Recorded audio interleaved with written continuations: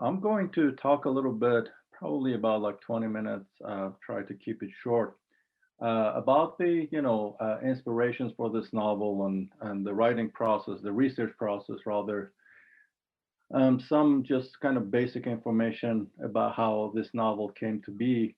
Then I'm more than happy to take your questions. So the sort of the first, time I really thought about this story, the inception of this story, was about 2004, 2005. Those of you who might have been in Tehran at the time, you probably remember that there was a pretty substantial strike organized by the bus drivers union in west of Tehran. I mean, it was in several spots in the city, but the west was the center of it. And the bus drivers, basically shut down that half of Tehran. They kind of stopped, driving their buses. And if you're familiar with Tehran transportation, especially at the time where the subway was not as like common and widespread as it is now, uh, the main burden of public transport in the city was carried by the buses. And so when the bus drivers stopped working, suddenly that part of the city was absolutely chaotic. People were kind of scrambling around, trying to find a taxi or find a way to get to work. And everybody was mad. And yeah, it really kind of hampered the flow of life in the city. So I used to live not far from the bus terminal where the strike took place.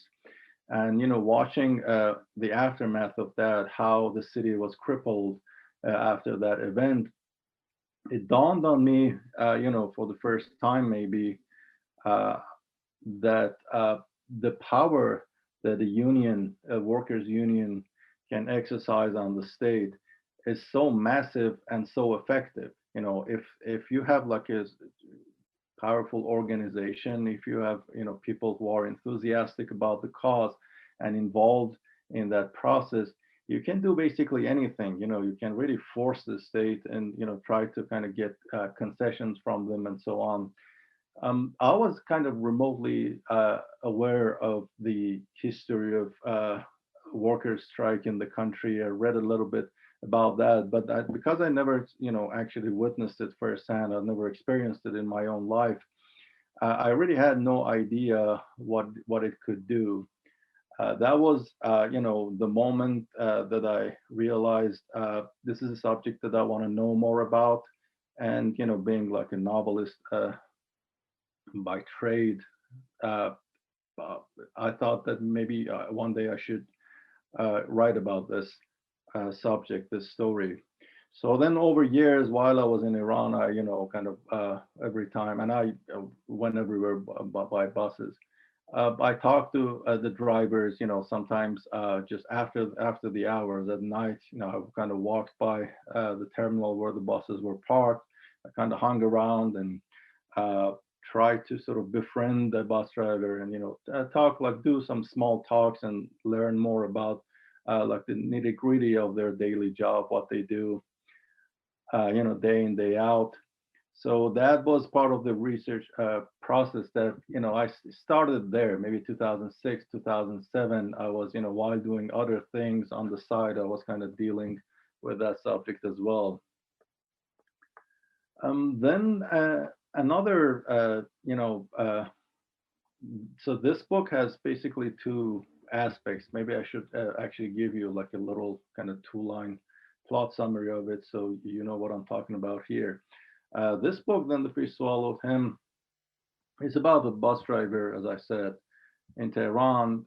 He's a guy who's basically a nobody. He's never been involved in politics, and he has lost his parents tragically before the revolution, and after that, he's like a lonely man. And just for 25 years, he's been just basically sitting behind the wheel and driving a bus around Tehran. So that's the protagonist, and through one of his friends, somewhat inadvertently, he gets involved in politics and joins the strike that I just pointed out, and ends up in prison, in Evin prison north of Tehran. It's a notorious prison for political prisoners, for those of you who know about it. So the bulk of the novel is set in that prison, and it's divided into two parts. One of them is there are like a few chapters in solitary confinement. There are a few chapters in the interrogation room. You read about the, like the interrogation process, interactions between him and his interrogator. His name is Hajj Saeed. The protagonist's name is Yunus. Um, so then another subject that I was thinking about was just prison novel as a genre. It has like a long, pretty rich history in the history of literature, especially in Latin America and the Middle East. I mean, for obvious reasons. There are lots of prison novels around. From just off the top of my head, The Kiss of the Spider Woman by Manuel Puig, or Sonola Ibrahim's novel That Smell, which is set in prison in Egypt. There are lots of them around in Iran as well. So I read through that body of text, the prison novels. I read quite a lot of them, and one thing stood out to me, which was even though there are like so many prison novels out there, very few of them are actually focused on the solitary confinement as as like the main part of like the story, or the main prison experience of the protagonist. And I was surprised first by realizing that, because not just in Iran, but in a lot of the countries around the world, solitary confinement is a really big part of the prison experience, especially for political prisoners. So I was wondering why that is not addressed adequately in that body of text.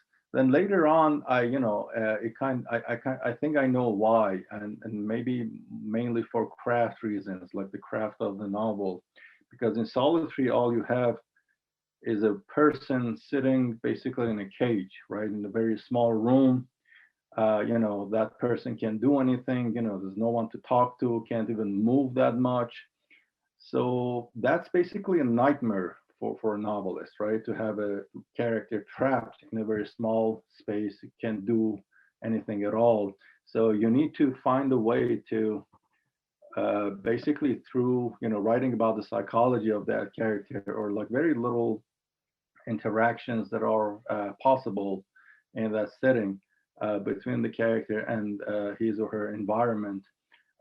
Through that, you've got to find a way to move the narrative forward, and it's hard, and it's very possible that you have to, it gets sort of stagnated now and then. You get into like really big obstacles, in the process of telling your story, and makes it basically impossible, the solitary confinement situation, to to make it a part of a novel.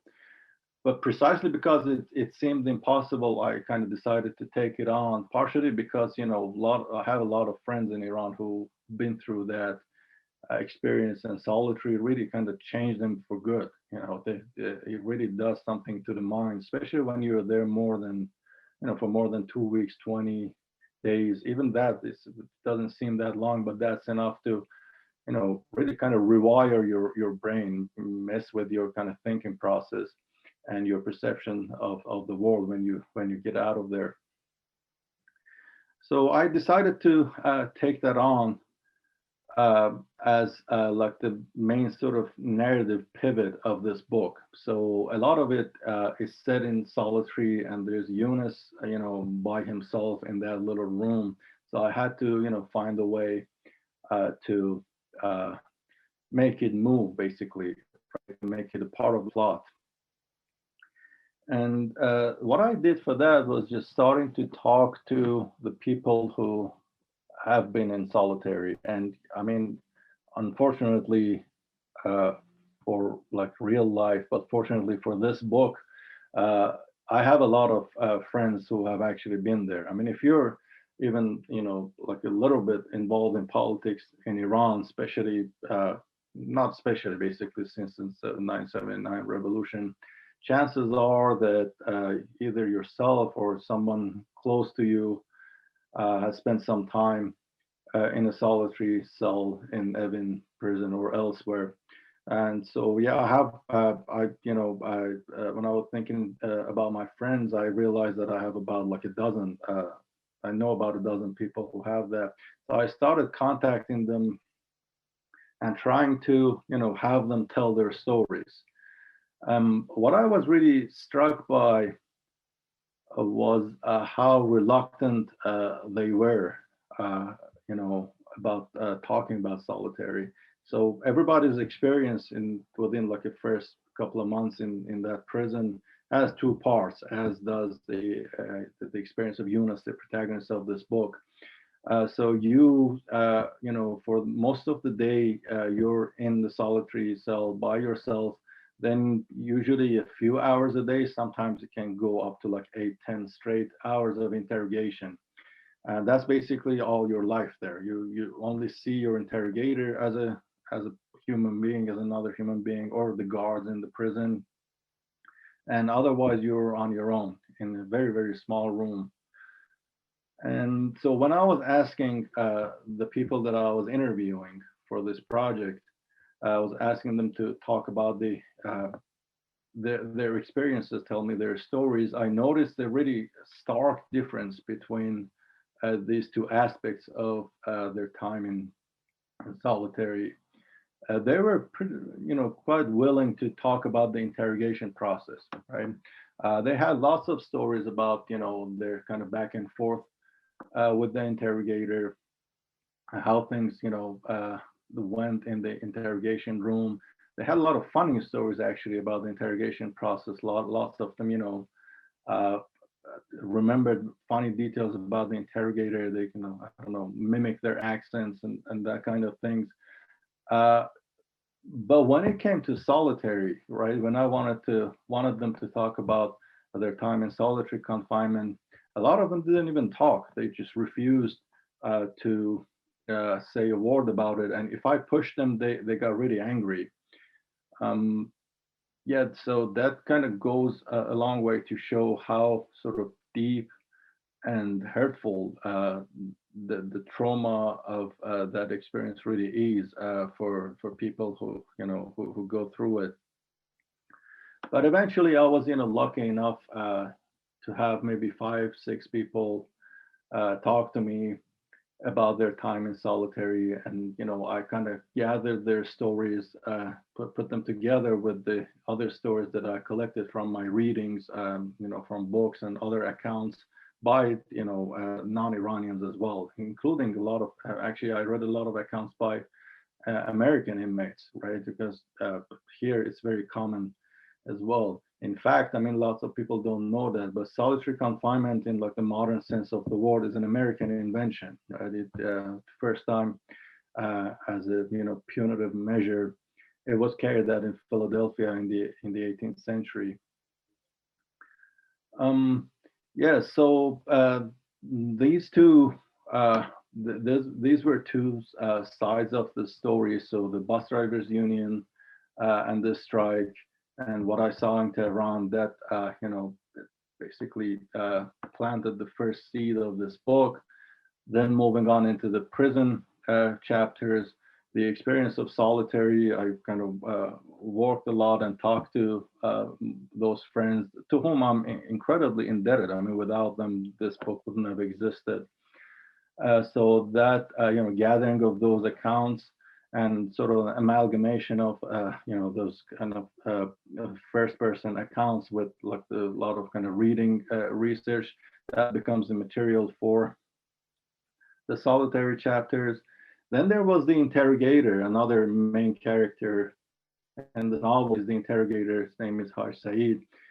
And I also thought a lot about that character too. And I read a lot of accounts by, former prisoners, people who were in jail in Iran, and came out and wrote memoirs about it. And what I noticed in those memoirs and novels was that they're very focused on the individual, like the character of the interrogator as a person. And that, eventually in a lot of those accounts, you've got, like a good and evil dichotomy, pretty, clear cut good and evil dichotomy, or where the protagonist of the book is on the side of the good and the interrogator is on the other side. So I wanted to transcend that dichotomy, and through those characters sort of lay bare a system within which they're operating. So I try to make clear in the book that this interrogator, because he seems very sort of spontaneous all the time, and he suddenly kind of turns around and something kind of changes the direction of the interrogation process, makes a lot of unexpected moves through the book, as they do in real life. So that when you read that or when you experience that, they might come off as a little kind of crazy or erratic. But the fact is, they are really following a very strict protocol for interrogation. There are rules they have to follow. There are methods that they learn and study and practice, and then apply them on prisoners. And they need to report to their seniors, right, to their senior officers. So I thought that the evil character, the villain, if you like, of this book is not the interrogator, like as an individual. It's the system, or that protocol rather, right? And this is, if you take that interrogator out and put another interrogator, then the new person would do the exact same thing. So this became eventually, maybe not, I didn't intend it to be like that in the beginning, but eventually this became a novel about bureaucracy and the kind of the ruthlessness of a bureaucratic process in which both the interrogator and the interrogated, one willingly, one of them unwillingly, sort of function as cogs, as two different cogs that are in sort of in tension.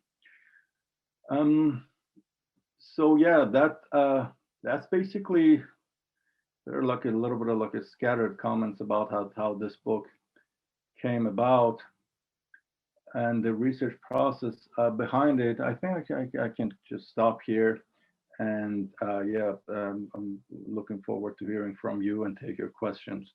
Thanks for listening to me. I hope you're not bored so far. That was wonderful. Thank you so much. We do have questions coming in, so I'm going to pass them on.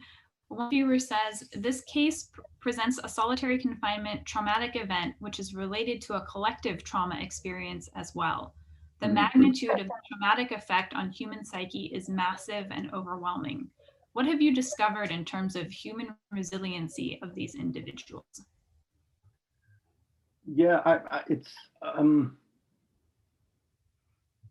don't know. A lot of them just don't become the same person anymore. I know it's like customary to talk about resiliency and how people sort of get through that, process and come out victorious on the other side. Not victorious, but fairly unscathed on the other side. But I didn't see that to be the case, honestly, in most of the cases that I encountered.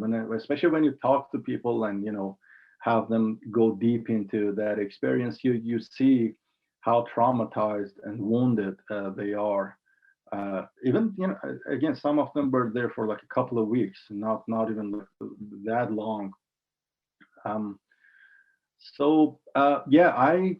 more than resiliency, or more than kind of focusing on human strength as they go through this ordeal, I prefer to us to discuss how we can abolish solitary confinement as as a kind of practice, as a punitive practice, as part of the legal system, and it's common across the world. It's not just Iran and the U.S. because it is definitely a form of torture, psychological torture, lots of times physical torture as well. And most people, if not all of them, who experience that never really become whole, or never become the same person that they were before that. So yeah, there's obviously resiliency. I mean, there are incredible people, really, really impressive people with, really strong will and, like determination that I can never even, imagine like having myself. But eventually, at the end of the day, when we're, as we're talking about a form of torture, I think abolishing it and, just basically jettisoning it out of the law should be our main focus. Thank you. You have written fiction in both Persian and English. What are some of the differences in the writing experience? Is one more useful for fiction? They're just different. They're so different. I didn't actually expect uh, to see so much difference or experience so much difference myself. But what I have, come to believe is that uh, in a different language, you're basically a different person. Uh, it's not like you're writing the same thing or you're translating in your mind. When you get down to write something like fiction or poetry, these works of literature that are deeply involved with language, where like the music of sentences matters a lot. When like the word choices are crucial, much more than what you see in an academic paper. When you kind of get to that level, get down to that level of writing in a different language, then you are a different person.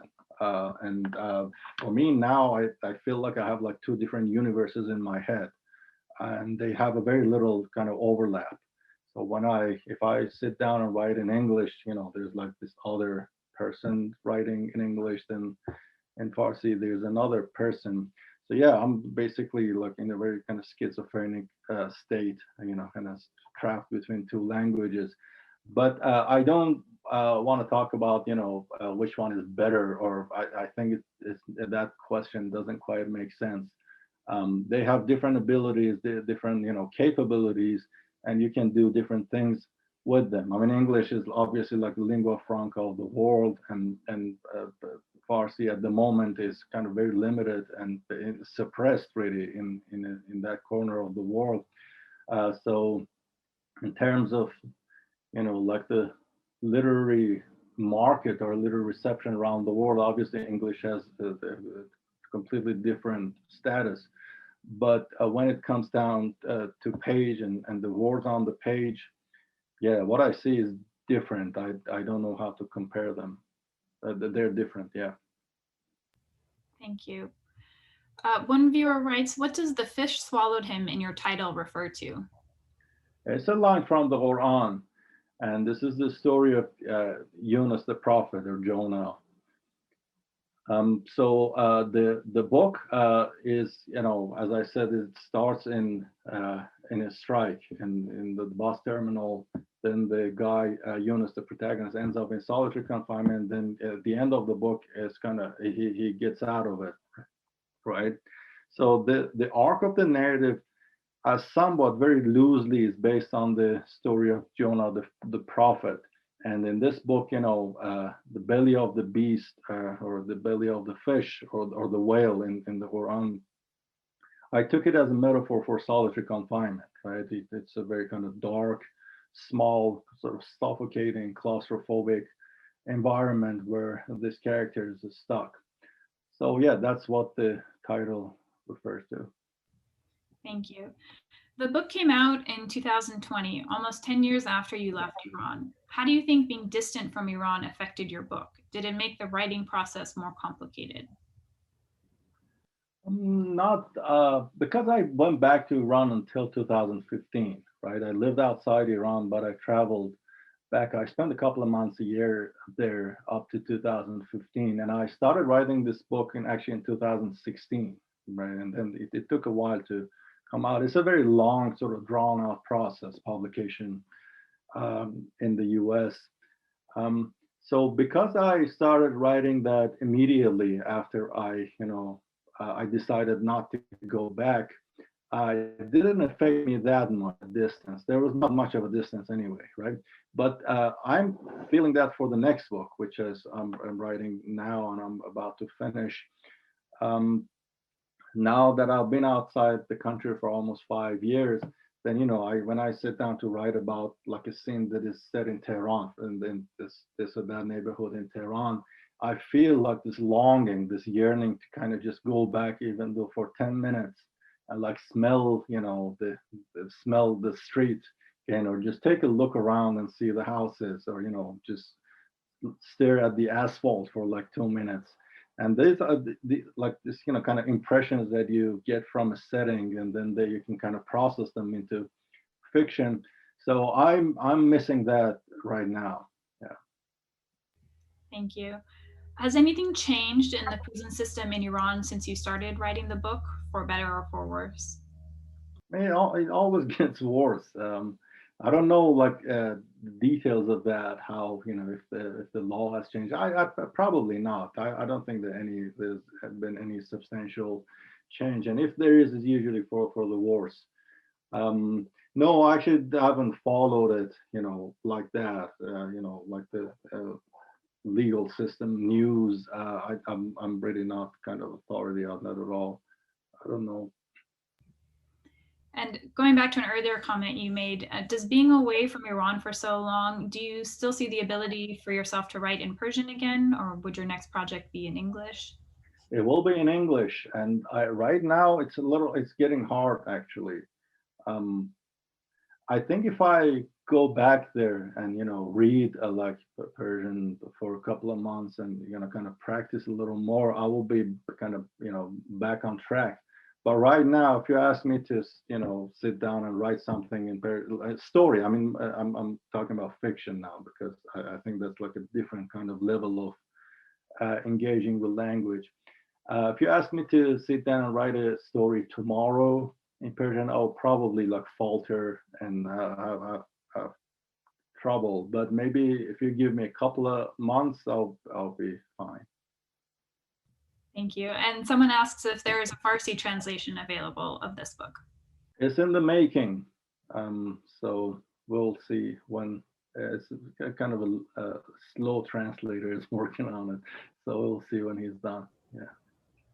And has writing about these kinds of traumatized cases affected you or traumatized you? And how do you cope with that?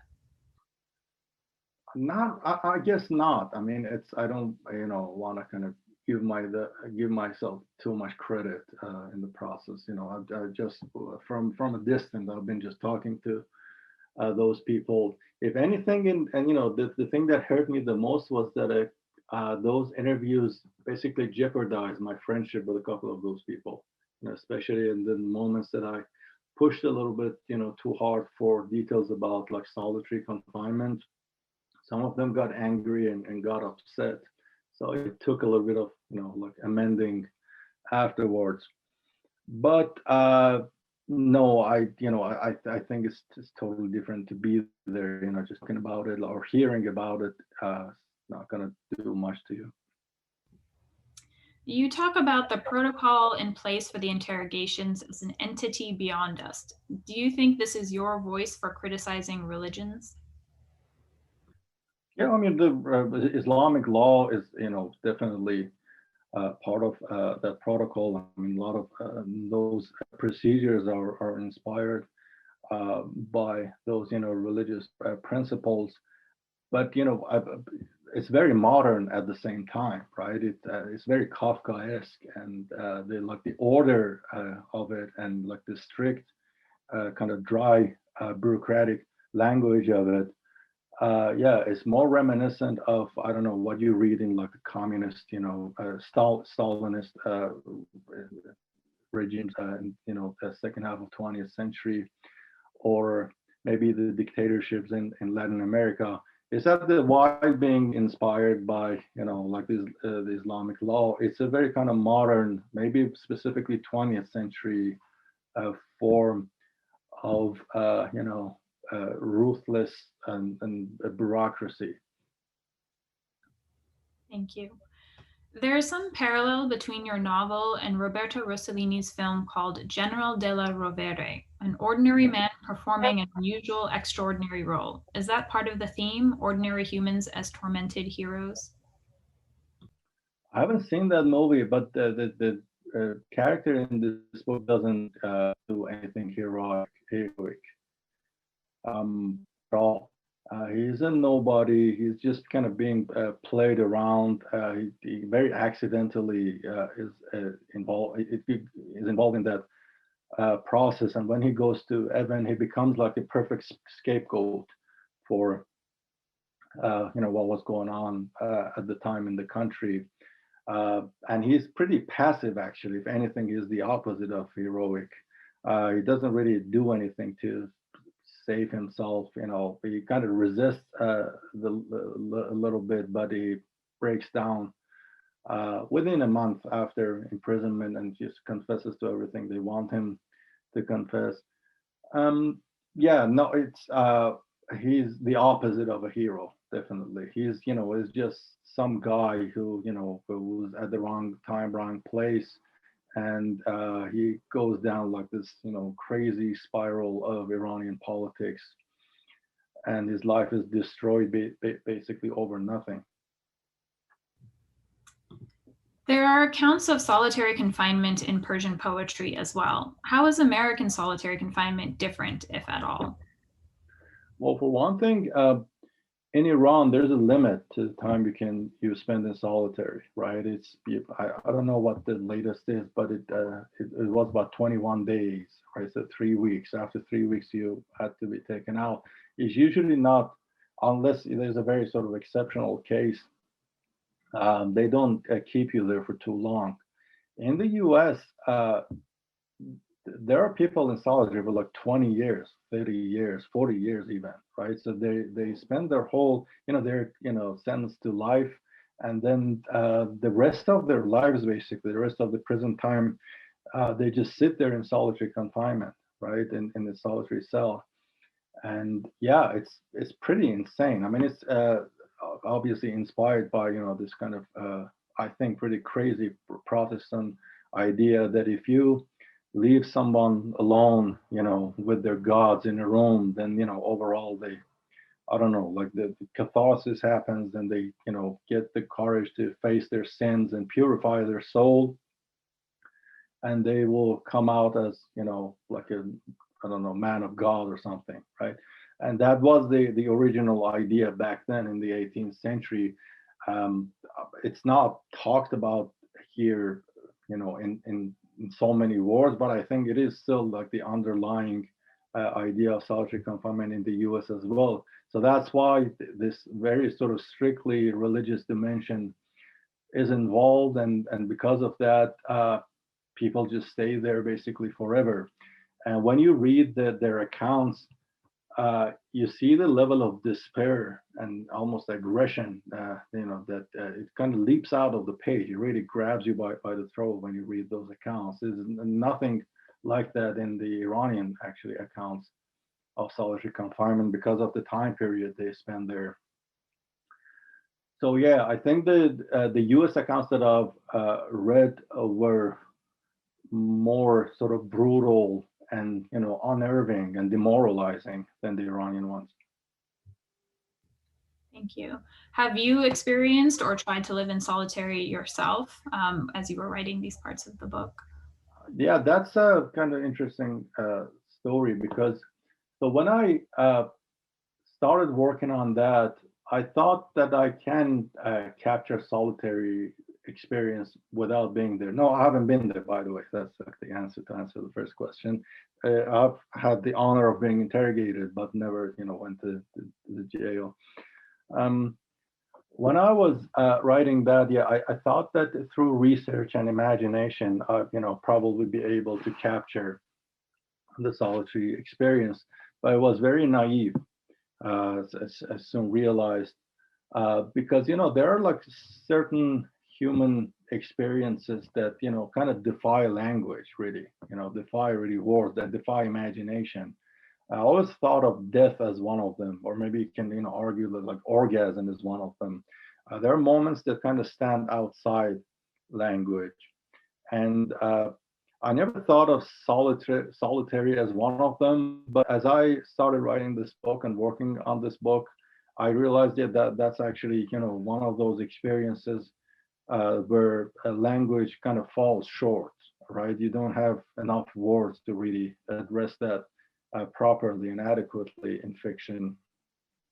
So then I decided to try it myself, and kind of ridiculously in an apartment in Brooklyn. When my roommate was out of town, I I thought I would just stay in my room because our rooms were upstairs. So the rest of and upstairs were just two rooms and one bathroom, and we had a kitchen and sitting room downstairs. So I brought some food upstairs in my room, and I thought, I'll stay there for a few days, uh, keep myself, like fed, and only use the bathroom, similar to what a inmate in solitary confinement might experience. But after a few hours, I realized how ridiculous that is, because it's not about being alone in a room at all, solitary, right? It's about a state putting you in a room on your own, right? So you're actually not alone at all. That's like the complicated aspect of this experience. If anything, solitary confinement is about denying you your solitude. Is You're put in a place where the state is right there into your face in a small room with you all the time. Is the closest to your body imaginable, really. It's basically everything, like it's on your skin, it's just down your throat. It's everywhere with you in that cell. And that's not a situation you can replicate outside prison. You can't just shut the door on yourself and pretend that you're experiencing the same thing that someone in Evin is experiencing. So I tried to do that. I tried to, basically simulate the solitary situation in my room here, but it's the only thing that I learned about that experience, that it's just the impossibility of it. So then I had to rely on, first-person accounts of people who've been there. Thank you. I want to read a comment from one viewer. They write, I wonder if you might have had more opening with former prisoners on the subject of solitary confinement if they were in a group discussing it amongst each other. One reluctance may be that the person being interviewed doesn't think the listener could understand their experience, not having anything to compare it with. Mhm. A group discussion, however, would be difficult during the pandemic. I expect the isolation that is a part of the Zoom experience would be unhelpful. Yeah, that's a great point. I mean, I wrote this before the pandemic. It came out at the beginning of the pandemic, so it was the research was done several years before we got into this. But yeah, I think it's a very good comment. It's very accurate.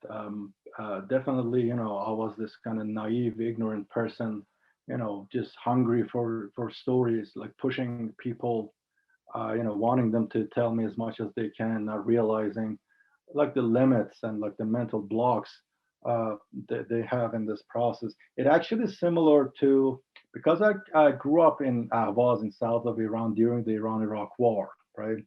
And my mom was a nurse in like a war zone hospital, so I experienced the Iraq War firsthand. And I have a lot of memories and stories from my childhood.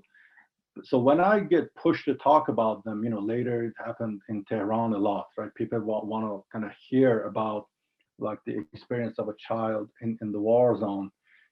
It pissed me off so much because I had such a hard time articulating those experiences and talking about what I witnessed as a child.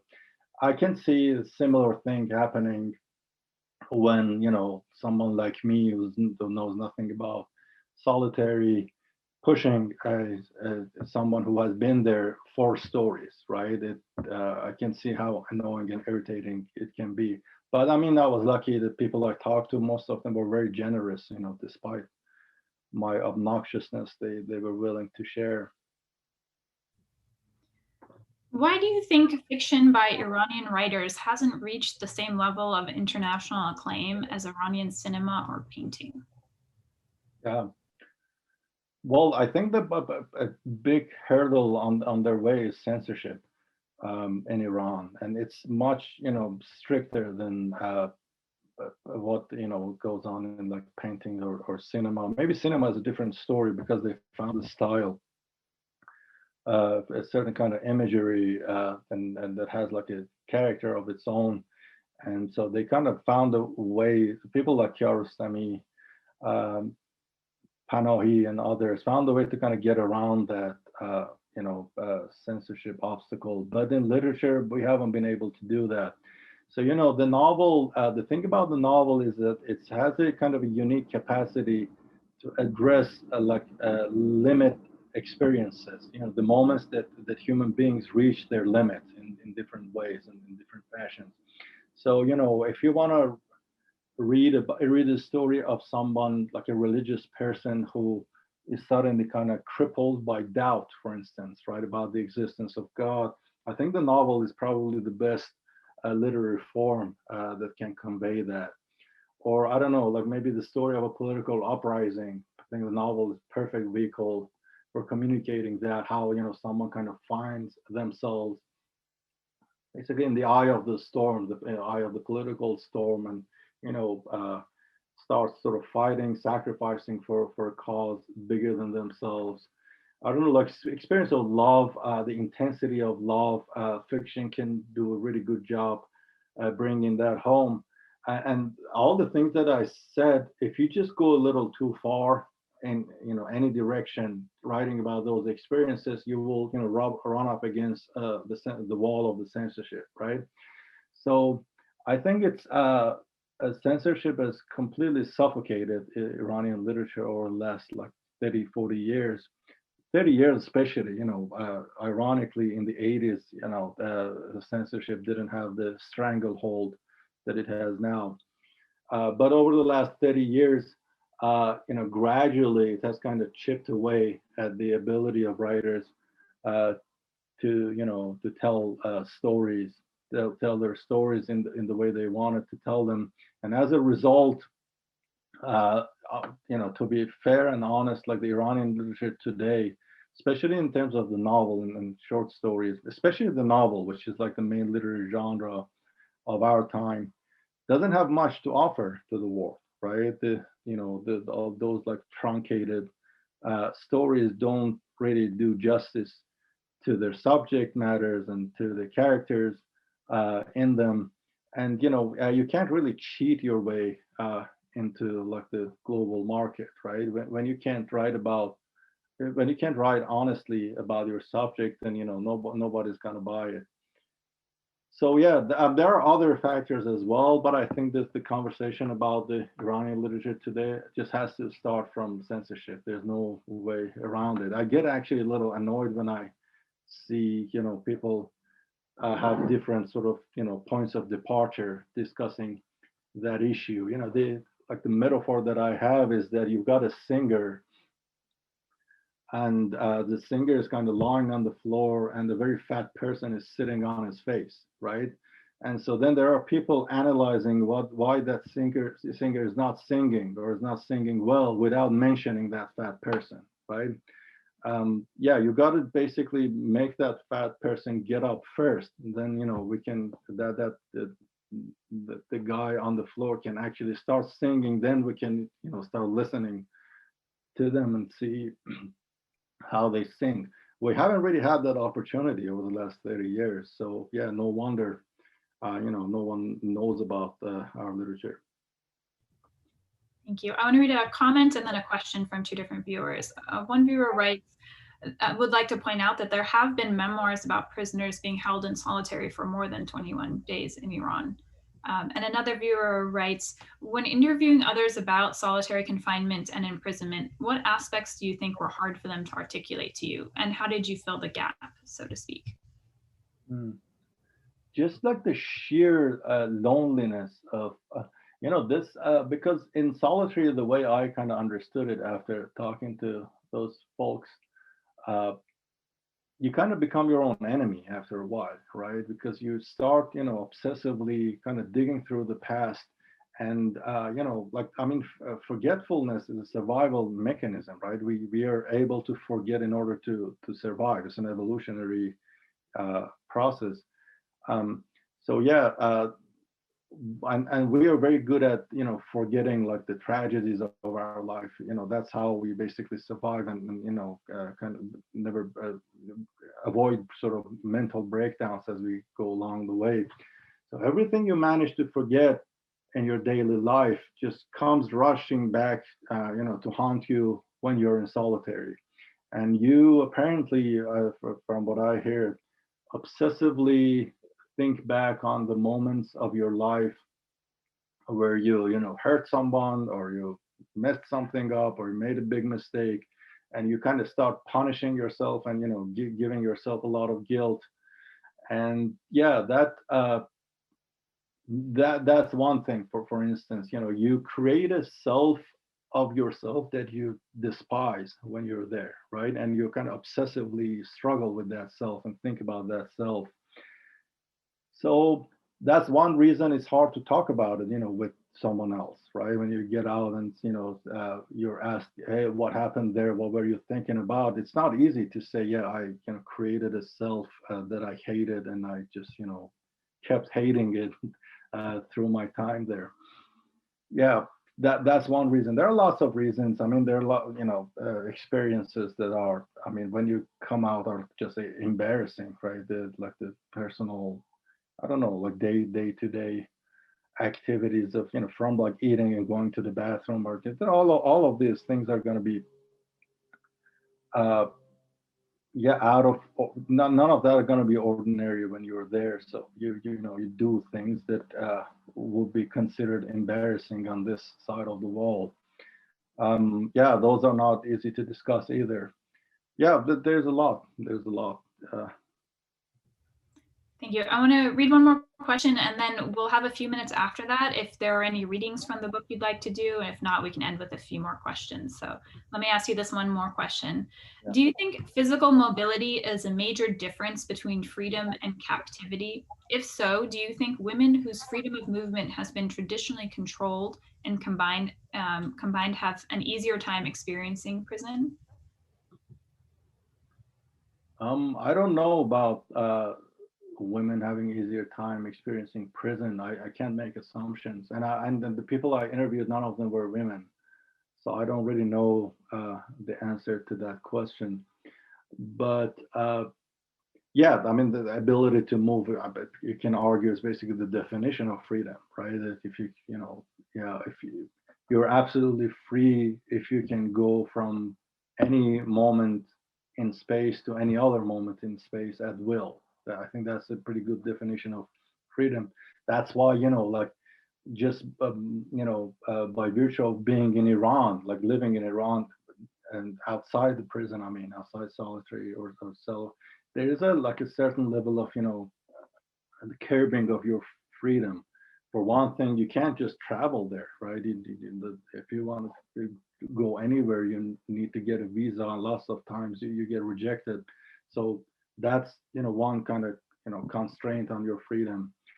So yeah, I do believe that it's a pretty good definition of freedom, right? The ability if you decide to go to another moment, another point in space, it might be like in Australia or around the corner, in Delhi around the corner. It can be anywhere. Uh, the more options that you have, the more uh, the more ability that you have to kind of go to different spaces, different points in space, the freer you are. Yeah. So then it follows that solitary confinement, given like the size of the cell, probably the harshest restriction on one's freedom. Thank you. Would you like to do a reading from the book or continue with questions? I mean, I can take questions. I think book. I mean, people can read it. Yeah, my. Sure. Yeah. Okay. One viewer is asking what advice you would have for aspiring writers. No, I don't really have one. Read. I think that's probably the best advice I can give. The good thing about writing is pretty bad overall. Like, it's a totally underappreciated job. There's no financial gain in it, so it's not like a really rational decision uh, for life. I think you should be a writer if you really, you know, uh, it's a virus. I mean, if you have that virus, then you should do it. But other than that, the good thing about it is, becoming a writer is practically free. I think, all you need is pen and paper and a, library card. And yeah, the best thing a writer can do for themselves, or like a young writer can do for themselves, is reading. Reading voraciously, avidly, obsessively, across genres, across cultures, preferably in more than one language. I think being multilingual, bilingual at least, is really helpful, for a writer, because you have like different, you understand nuances of one more than language, and it really helps you when you come to your writing language. You can translate a lot from another language, in terms of like the music of the sentences and the rhythm of writing and all of that. Yeah, I think the reading is probably would be my only advice. That's and there's no shortcut to that either. Like I know there are like all kinds of workshops and creative writing classes. I'm teaching one, those courses at university as well. But at the end of the year, at the end of the day, if you're not an avid reader, you're probably not going to be a successful writer. I think that's the bottom line. Speaking of reading, which author inspires you the most when writing in English and in Persian? I don't know. There's so many. I mean, I love Joseph Conrad, for instance. Among the people who write in English, well, there are like certain traditions that I really like. I like the early 20th century modernism a lot, like Joseph Conrad, Virginia Woolf. Ford Madox Ford was not that known these days. Then I really love the tradition of the post Second World War Jewish American literature, like Saul Bellow, Philip Roth, Bernard Malamud. Those writers I really admire, especially just the writing, like the quality of their prose, I think is really stunning and inspiring. Um, and I love like the Black American tradition of the novel. I think my favorite novel of all time is probably Ralph Ellison's Invisible Man. That's a novel that I, read like the Bible. I have read maybe like read it in 5, 6 times. I love James Baldwin, Toni Morrison. There are lots of really amazing writers in that category as well. Um, as for a political novel, which I bring it up because that's the book that I wrote, I'm very deeply inspired by Latin American authors of the boom generation, Mario Vargas Llosa, Carlos Fuentes, Gabriel Garcia Marquez, and those people. And the Egyptian writers, Egyptian novelists have been a great influence on me. Naguib Mahfouz, Sonallah Ibrahim, Gamal al-Ghitani, those people. Yeah, there's a lot of them. I don't know. I can just keep going. Thank you. You mentioned that there's a Persian translation in the works for this book. Are you going to make any changes to the Persian translation? I don't know how to see it. If anything, but probably not. But there are like certain kind of information in this book and contextualization that I had to do for people who are not Iranians, don't know much about the Iranian history and politics. I'll probably take out those passages, but they're not that many. Maybe it'd be like a page or two shorter than it is in English. But otherwise, no, I wouldn't change anything. Thank you. We have just a few minutes left. I wanted to see if there were any final thoughts you wanted to say, or if you have, just a kind of a general question, if there is anything that kind of gives you hope for the future of Iran, just with the last few minutes that we have left. Not really. Yeah, don't have a lot of hope. I'm not like by character, not a hopeful person anyway. But no, not really, not like a particular comment. I just want to thank everyone who joined us today, this morning on your side of the country, in the afternoon here. And really appreciated you guys took time to be with us, and thanks for your questions. I really enjoyed it. Thank you so much. We were honored to have you back. We wish it could have been in person, and hopefully the next time we'll see you in person at Stanford. Thank you to everyone who stayed on. This conversation was recorded and will be uploaded in a few weeks. Hopefully we'll see you again soon. Stay safe. Yeah, I'm looking forward to that. Thank you. Us too.